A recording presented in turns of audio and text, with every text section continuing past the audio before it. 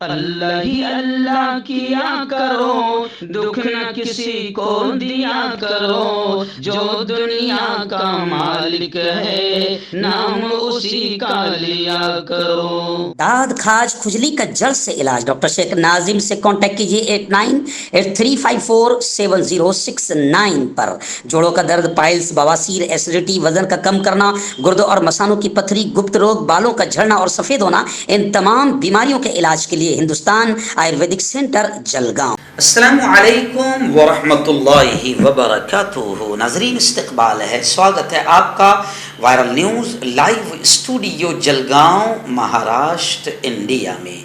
मैं आपका मेज़बान मुफ्ती मोहम्मद हारून नदवी।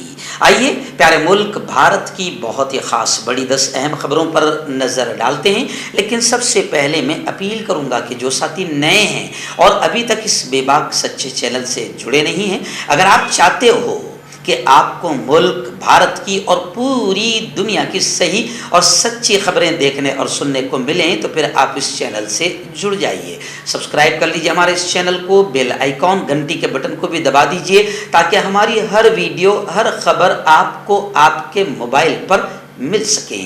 और हाँ नाज़रीन, हम हर रोज़ एक अपील करते हैं कि प्लीज़, एक प्राइवेट चैनल है और चैनल चलाने के लिए पूरी एक टीम काम करती है, बड़ा रुपया पैसा खर्च होता है। अगर आप चाहते हो कि ऐसे चैनल जो जुल्म और जालिमों के खिलाफ बेबाक अंदाज में बोल रहे हैं, अगर आप चाहते हो कि ऐसे चैनल मजबूत हों, बाकी रहें, आगे बढ़ें, तो प्लीज़ आप चैनल की फाइनेंशियल हेल्प, माली ताउन, माली मदद ज़रूर कीजिए। स्क्रीन पर आप नज़र डालें, हमारे चैनल का बैंक अकाउंट नंबर भी दिया जाता है। और अगर आप ऑनलाइन पैसा भेजकर मदद करना चाहते हैं तो गूगल पे, फ़ोन पे और पेटीएम, तीनों का एक ही नंबर है, 9637541786। अल्लाह ने जो भी आपको ताकत दी है, उस एतबार से आप हर दिन या हफ्ते में या महीने में एक बार ही सही 200, 500, 1000 जो भी आप कर सकते हैं, पाबंदी से आप मदद कीजिए और हमारी ताकत को मजबूत कीजिए। आइए नाज़रीन, बड़ी अफसोसनाक खबर इस वक्त पहली मेरी निगाहों के सामने आ रही है। आप जानते हैं कि इस मुल्क में कुछ आतंकी ऐसे हैं, जी हाँ, कुछ आतंकवादी ऐसे हैं जिन्होंने कभी भी तिरंगे को पसंद ही नहीं किया।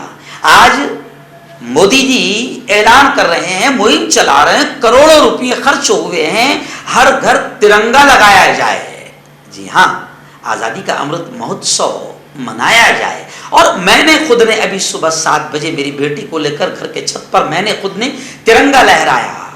लेकिन आइए, मुल्क का एक बड़ा आतंकवादी यति नरसिंहानंद, जी हाँ, जो हमेशा विवादित बयान देता रहता है, जेल की हवा भी खाकर आया हुआ है, लेकिन अभी तो इसने ऐसी हद कर दिया कि इसके इस बयान पर इसे फांसी के फंदे पर लटकाया जाना चाहिए। लोग ऐसा डिमांड कर रहे हैं। इसने सीधा मुल्क से गद्दारी और तिरंगे परचम की तौहीन और बेइज्जती, अपमान किया। इसने कहा कि तिरंगे ने हिंदुओं को बर्बाद किया है, तिरंगा नहीं लगाएं, हर घर पर भगवा लगाएं। जी हाँ, गाजियाबाद में वाक़ डासना देवी के मंदिर का ये पुजारी है और जूना अखाड़े के महामंडलेश्वर है। अब इसने बाकायदा मोदी जी की मुखालिफत नहीं की, तिरंगे का अपमान किया है। इसलिए अब लोग डिमांड कर रहे हैं कि मोदी जी अगर सच्चे हैं और तिरंगे का अपमान नहीं चाहते हैं, तो अब मोदी जी ने खुद ने बयान देकर बाकायदा इस पर कड़ी कार्रवाई करनी चाहिए और इस पर गद्दारे वतन और तिरंगे के अपमान का मुकदमा चलकर इसको फांसी के फंदे तक पहुंचाया जाना चाहिए। ऐसा भारत की जनता मोदी जी से अपील कर रही है। आइए दिन बड़ी खबर इस वक्त मेरी निगाहों के सामने आ रही है। जी हाँ, मैं आपको बताऊं कि महाराष्ट्र के नए बने वजीर आला सीएम शिंदे का बड़ा बयान आया है। उन्होंने कहा है, इस वक्त खबरें सामने आ रही है कि जो अभी हमारे उद्धव जी ठाकरे से अलग होकर बगावत करके सीएम बन गए हैं, तो अब उनका अलग, शिंदे जी का अलग सेना भवन होगा। शिवसेना भवन अलग, जो ओरिजिनल सेना भवन है, अभी उसमें इनको एंट्री नहीं है, तो अब इनका अलग भवन होगा। उद्धव ठाकरे का मुकाबला करने के लिए शिवसेना के बागी ग्रुप ने नया मास्टर प्लान बनाया है। बड़े सियासी उथल पत्थल के बाद शिंदे फडणवीस हुकूमत इख्तिदार में आ गई और अब इनका कहना है कि ठीक है, अभी तो फिलहाल सेना पर हमारा कब्जा नहीं है, लेकिन अब हमारा अलग सेना भवन होगा। ऐसा बागी ग्रुप ने नया मास्टर प्लान बनाया है। आइए नाज़रीन, फिर बड़ी खबर आ रही है। जी हाँ, यती नरसिंहानंद जैसे मुल्क का माहौल ख़राब करता है, एक खबीस औरत है जिसके बारे में खुद सुप्रीम कोर्ट ने कहा था कि इसकी वजह से मुल्क का माहौल ख़राब हुआ, मगर लाडली गिरफ्तार आज तक नहीं की गई। उसी लाडली गुस्ताख नुपुर शर्मा को लेकर बड़ी खबर आ रही है कि उसके कत्ल का मंसूबा बनाया गया। सहारनपुर से इस मामले को लेकर मोहम्मद नदीम को गिरफ्तार किया गया है। बताया जा रहा है कि मोहम्मद नदीम का जैश ए मोहम्मद से ताल्लुक़ है। यौम आज़ादी के मौके पर दहशतगर्दाना कार्रवाई की तैयारी कर रहा था। उत्तर प्रदेश एटीएस ने दावा किया है, उत्तर प्रदेश एटीएस ने यह दावा किया है कि इसका जैश ए मोहम्मद से ताल्लुक़ है और 15 अगस्त के आज़ादी के मौके पर दहशतगर्दाना कार्रवाई की तैयारी कर रहा था और बाकायदा नुपुर शर्मा के कत्ल का मंसूबा भी इसने बनाया था। सहारनपुर से मोहम्मद नदीम को इस मामले में गिरफ्तार किया गया है। लेकिन आप जानते हैं कि उत्तर प्रदेश पुलिस या उत्तर प्रदेश एटीएस इन तमाम के दावों को लेकर लोग सीरियस नहीं होते हैं। हालांकि सीरियस होना चाहिए, मगर लोग कहते हैं कि नहीं, इनके दावे पूरे खोखले होते हैं। अक्सर इनके दावे खोखले और झूठे ही निकले हैं, मगर मैं ये कहता हूं कि सीरियस होना चाहिए। एटीएस ने दावा किया है कि इतना बड़ा मुजरिम जिसका ताल्लुक जैसे मोहम्मद से था, उसको एटीएस ने गिरफ्तार करके दावा किया है कि जैसे मोहम्मद का आदमी है। आइए नाज़रीन, रियासत उत्तर प्रदेश के आगरा में है मोहब्बतों की एक अजीम निशानी ताजमहल, जिसने हमारे इस प्यारे मुल्क का नाम 7 अजूबों में शामिल किया और अरबों रुपए आज तक हम उसकी कमाई खा गए। मगर मुगलों की कमाई खाने में हमको शर्म नहीं आती है, मुगलों का नाम हमें बर्दाश्त नहीं होता है। चलिए आइए, वहीं से खबर आ रही है कि ताजमहल का दीदार करने के लिए इतनी भीड़ आ गई कि परसों रक्षाबंधन की छुट्टी के मौके पर पुलिस को जबरदस्त अंदाज में लाठी चार्ज करना पड़ा, ताकत का इस्तेमाल करना पड़ा। जी हाँ, क्योंकि रक्षाबंधन की छुट्टी थी और खबरें आ रही है कि उसी दिन एक दिन में 50,000 से ज्यादा टूरिस्ट ताजमहल देखने के लिए पहुंचे। अब आप अंदाजा लगाए कि इतने सालों में कितने अरब रुपए हमारे मुल्क ने ताजमहल से लिया होगा, खाया होगा।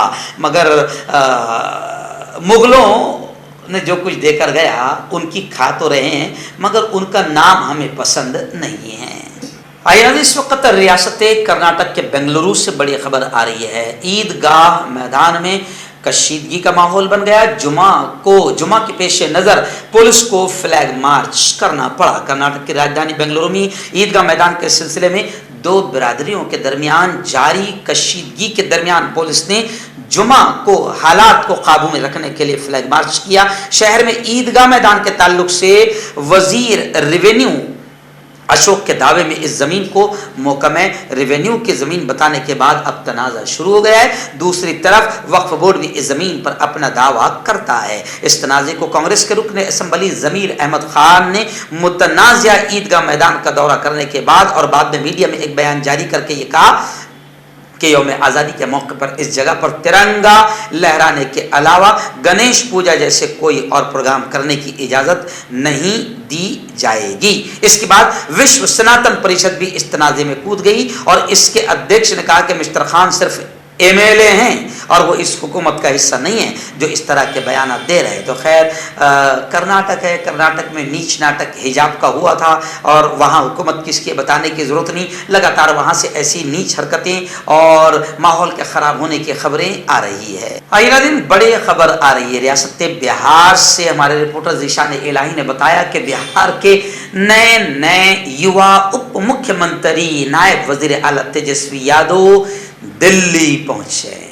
सोनिया गांधी और येचुरी से मुलाकात हो रही है। राष्ट्रीय जनता दल के रहनुमा और बिहार के नायब वज़ीर आला तेजस्वी यादव ने जुमा को गुज़िश्ता कल राजधानी दिल्ली में कांग्रेस की सदर सोनिया गांधी और CPIM के जनरल सेक्रेटरी सीताराम येचुरी से मुलाकात की है। आप जानते हैं कि बिहार में बीजेपी को साफ कर दिया गया और अब पूरे मुल्क में स्वच्छ अभियान चलाने की तैयारी है। इसी को लेकर अब तेजस्वी यादव, सोनिया गांधी, येचुरी की मुलाकात और ये तमाम चीजें जो है बीजेपी के दर्द सर को बढ़ा रही है और ऐसा लग रहा है कि बिहार वालों ने तेजस्वी यादव और नीतीश जी ने पूरे मुल्क से नफरती पार्टी को, स्वच्छ इस भारत को नफरती पार्टी से कैसे पाक किया जाए इसका रास्ता शायद दिखा दिया है।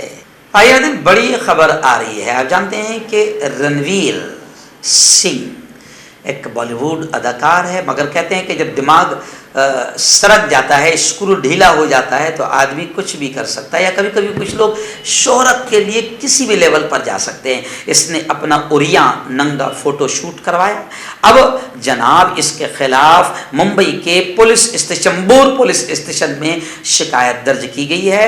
अब खबरें हैं कि रणवीर सिंह से मुंबई पुलिस 22 अगस्त को पूछताछ करेगी, यानी देखेगी कि आखिर दिमागी हालत सही है या नहीं है, या किस मकसद के तहत उसने ये घटिया हरकत की है। खैर, लोगों को ये हरकत पसंद नहीं आई और कुछ लोगों ने चंबूर पुलिस स्टेशन में मामला दर्ज करवाया है, जिसको लेकर 22 अगस्त को रणवीर सिंह से मुंबई पुलिस पूछताछ करेगी। आइए बड़ी खबर आ रही है। जी, आप जानते हैं कि मोदी जी का झूठ भी काफ़ी मशहूर है और खुदा ने ऐसी सलाहियत दी है कि झूठ इतने प्यारे अंदाज में भी बोलते हैं कि सच शर्मा जाए। तो कांग्रेस ने कहा है कि मोदी जी के झूठे कल्चर से, उनकी झूठी बातें, क्योंकि इतने बड़े पद पर बैठे हैं और वो जब झूठ बोलते हैं तो मुल्क की बेइज्जती होती है। उनकी हो या ना हो इससे कोई फर्क नहीं पड़ता है, लेकिन मुल्क की बेइज्जती होती है क्योंकि मोदी जी हमारे प्यारे मुल्क के PM हैं। तो कांग्रेस ने कहा है कि मोदी हुकूमत के झूठे कल्चर से मुल्क तंग आ चुका है।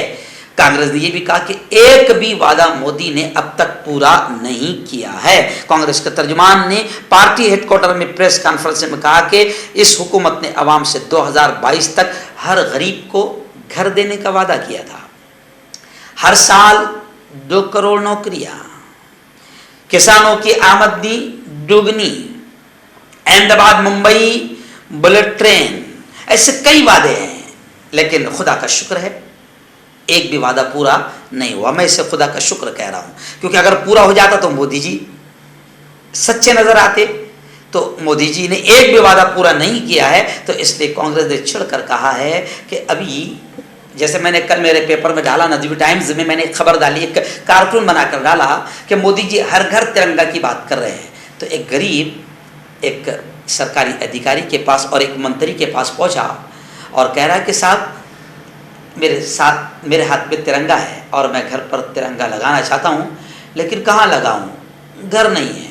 तो मोदी जी ने ऐसे कितनों को घर देने का, लाखों घर देने का वादा किया था, मगर आज तक एक भी वादा पूरा नहीं किया है। मोदी जी की इन झूठी बातों से मुल्क की बेइज्जती होती है, कांग्रेस का ऐसा मानना है। और कांग्रेस ने कहा है कि मुल्क अब इनके झूठ से तंग आ चुका है। अगले दिन बड़ी खबर रियासत महाराष्ट्र की आ रही है। महाराष्ट्र में ऐलान हो चुका है ग्राम पंचायत के इलेक्शन का, और ये भी बता दूं आपको कि अब सरपंच के ओहदे का डायरेक्ट इलेक्शन होगा।